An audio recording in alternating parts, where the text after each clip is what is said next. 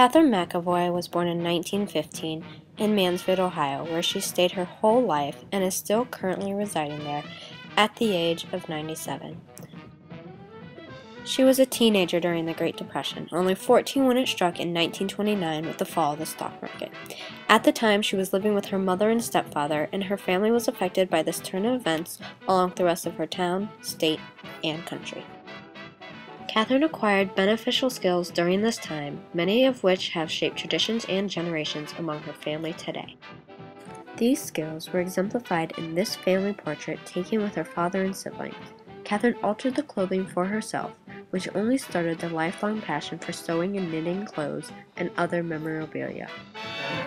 And the Reinhardt had a daughter that was a little bit older, and so I cut them down to fit me.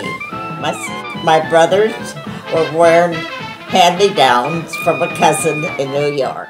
Work during this time was hard to find. Kathryn's stepfather lost his job, and so her mother picked up a job at the local kitchen serving and cooking food.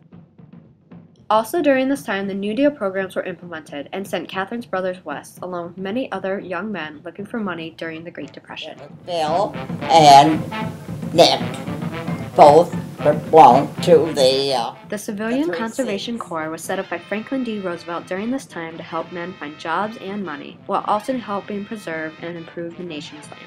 Both my brothers ended up in California and worked out there, gathering up twigs and things and planting trees.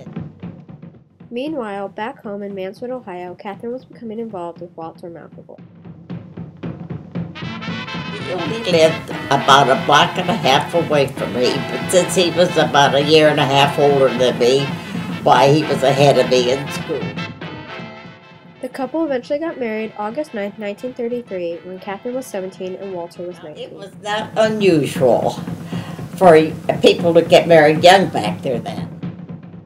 Because of the times, they lived with Walter's mother and sister and paid rent until they could own their own house.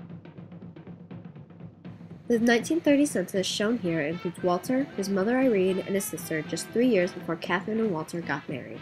Yes, we all chipped in so much. We figured out how much it cost, and if we ran out of grocery money, why, we all chipped in again. Walter and Kathryn moved into their own house on Auburn Street, and Walter, like many others, was employed under Roosevelt's New Deal program of the WPA. He worked in a factory located right in the central area of Mansfield.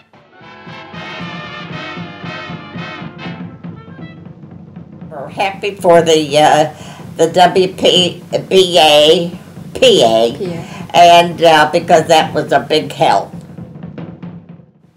The couple then settled down and started their family, in which Kathryn raised 3 children and has implemented family values that to today has affected all generations of the McEvoy family.